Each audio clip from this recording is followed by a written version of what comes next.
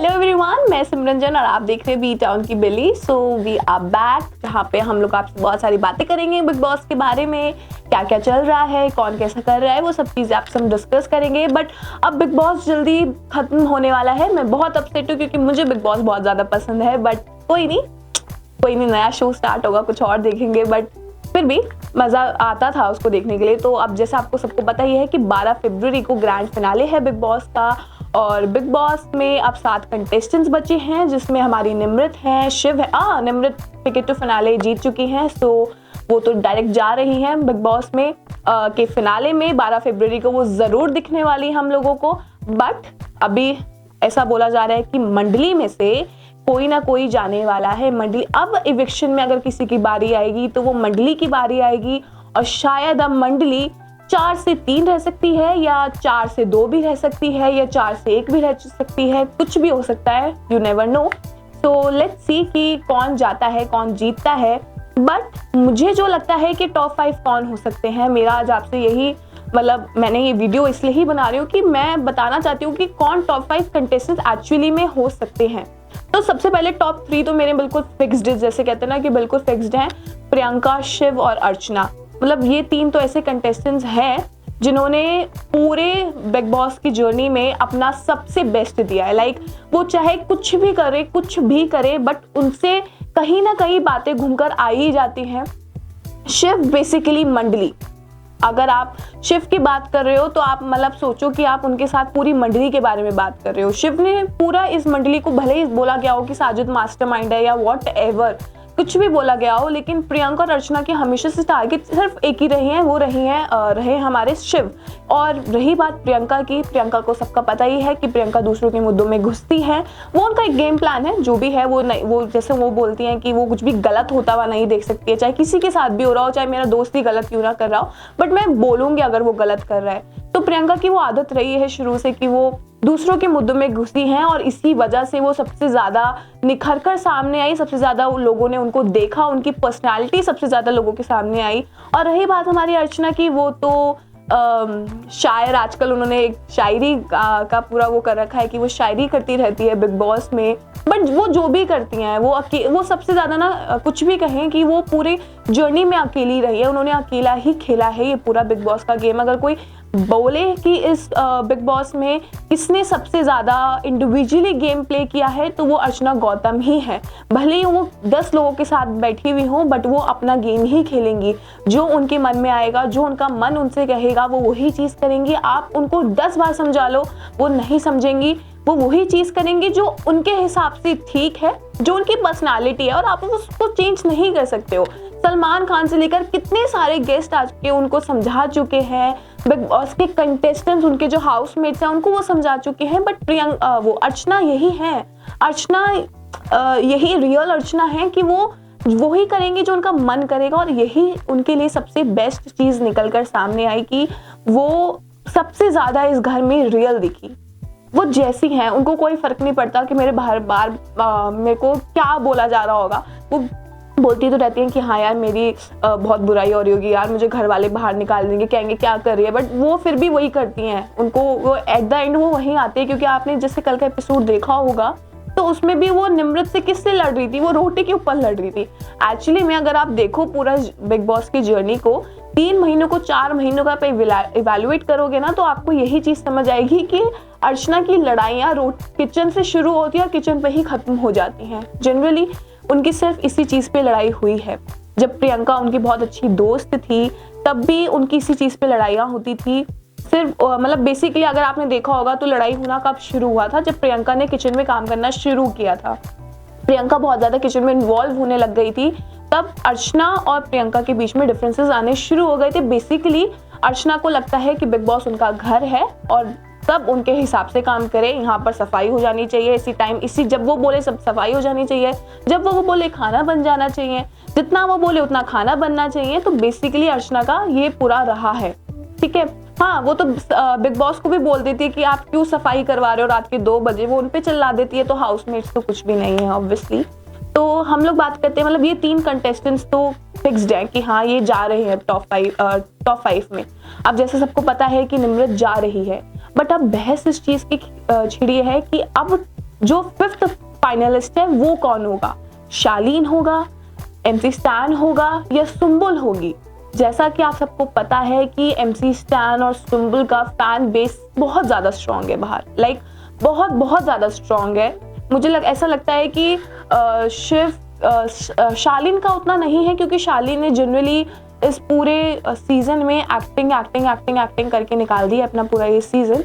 तो शालीन का fan base है, डेफिनेटली है, बट अगर हम कंपैरिजन करें सबके फैन बेस में तो मुझे सुम्बुल का और MC स्टैन का फैन बेस बहुत ज़्यादा स्ट्रॉन्ग लगता है। अगर वो यहाँ तक आ गए, लाइक वो टॉप 7 कंटेस्टेंट्स हैं, तो वो डेफिनेटली बहुत ज़्यादा उनका एक फैन बेस है जो उनको बाहर निकलने ही नहीं देना चाहता है। लेकिन अब सारी बात ये है कि जाने तो 5 लोग हैं फाइनल में, तो वो कौन जाएगा?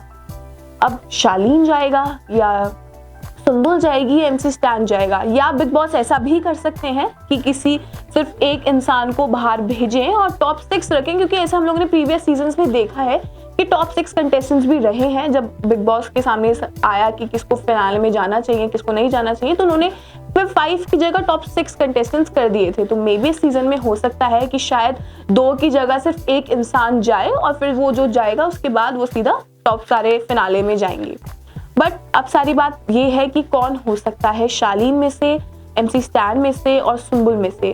अब मैं सबका गेम प्लान के बारे में आपको बताती हूँ। MC स्टैन का गेम प्लान बहुत वो ये कि वो दोस्ती वाला रहा, इवन दो वो अब निखर कर बहुत ज़्यादा सामने आ रहे हैं। MC स्टैन और सुम्बुल के साथ सबसे बड़ी प्रॉब्लम यही है कि वो अब लास्ट के 15-20 दिन में निकल कर सामने आ रहे हैं। वो अपने पॉइंट्स बोलना शुरू उन्होंने कर दिया है, अपनी साइड लेनी शुरू कर दी है, अपने लिए बोलना शुरू कर दिया है। लेकिन अगर वो 3 महीने पहले ये सब चीज़ें शुरू कर देते तो आज शायद जो मैं टॉप 3 बोल रही हूँ उनमें उन दोनों का नाम भी शायद शामिल होता। बट मैं यही चीज़ बोल रही कि जैसे सुम्बुल ने, मैं गेम प्लान देखती हूँ सुम्बुल का कि सुम्बुल अब प्रियंका को बिल्कुल जवाब देती है। प्रियंका ने कुछ बोला वो प्रियंका को चुप करा देती हैं। तो मैं यही ऐसे मैं टीवी देख रही थी और मैं बोल रही थी कि यार सुम्बुल कहाँ थी तुम, यही तो सुम्बुल हमें चाहिए थी। हम स्टार्टिंग से इसी सुम्बुल को देखना चाहते थे। जब मैं देखती हूँ कि सुम्बुल पलट कर हर किसी को जवाब दे रही है, तो तब वो सुम्बुल कहाँ थी 3 महीने पहले?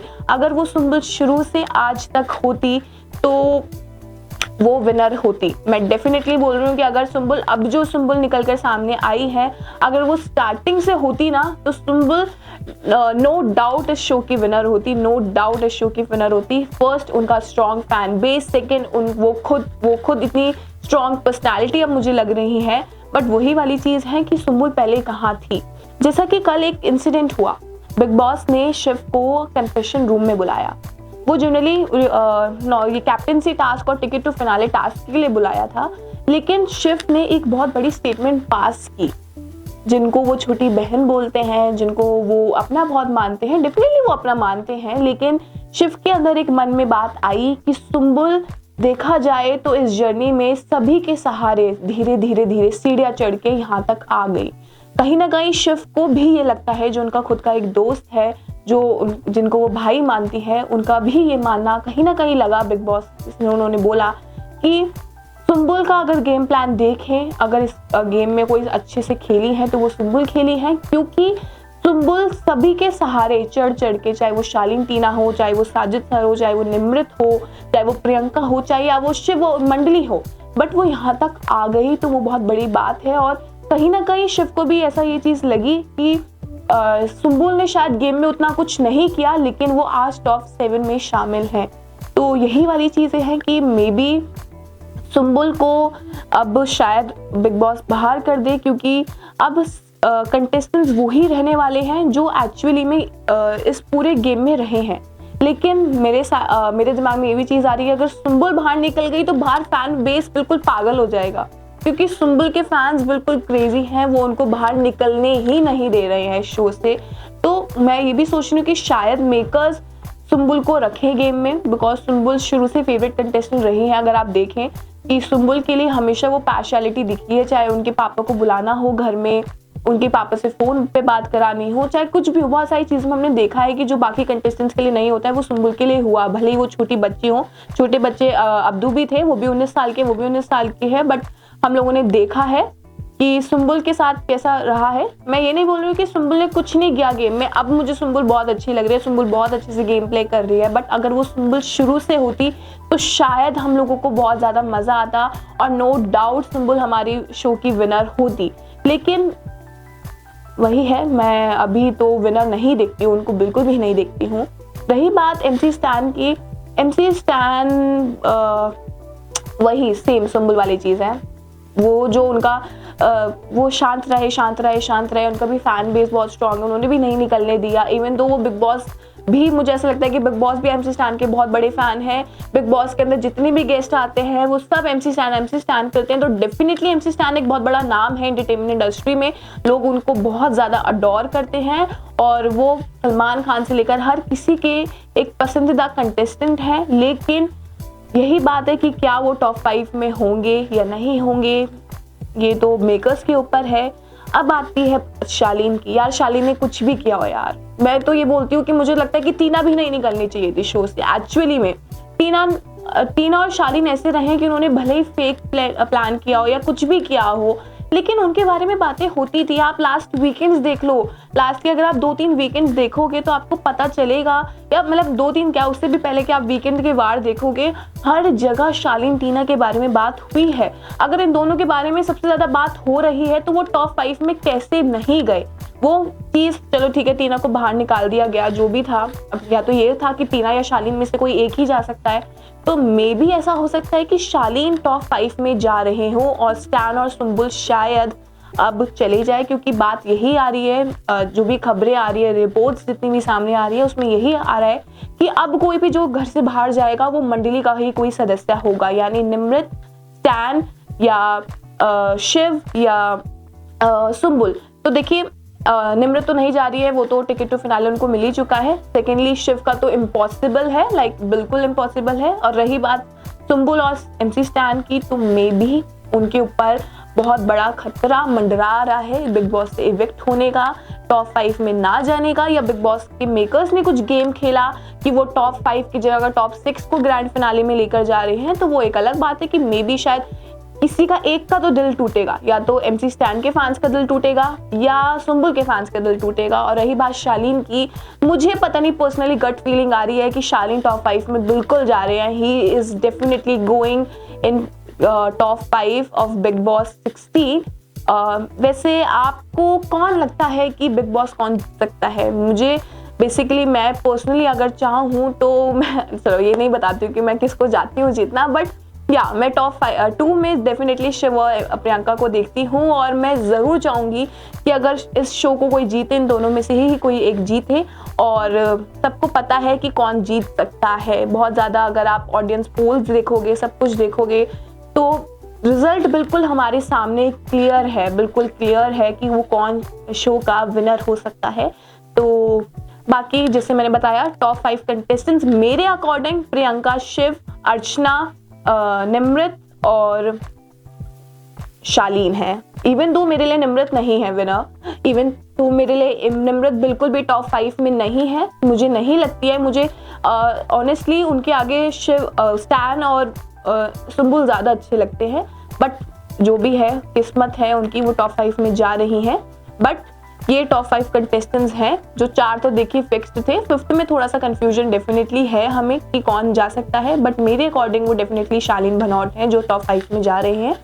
तो आप बाकी आप देखते रहिए बिग बॉस भी और हमारे चैनल को भी, ताकि आपको बहुत सारी लेटेस्ट अपडेट्स मिलती रहें बिग बॉस के बारे में या बॉलीवुड के बारे में, टेलीविजन के बारे में। तो प्लीज़ कंटिन्यू।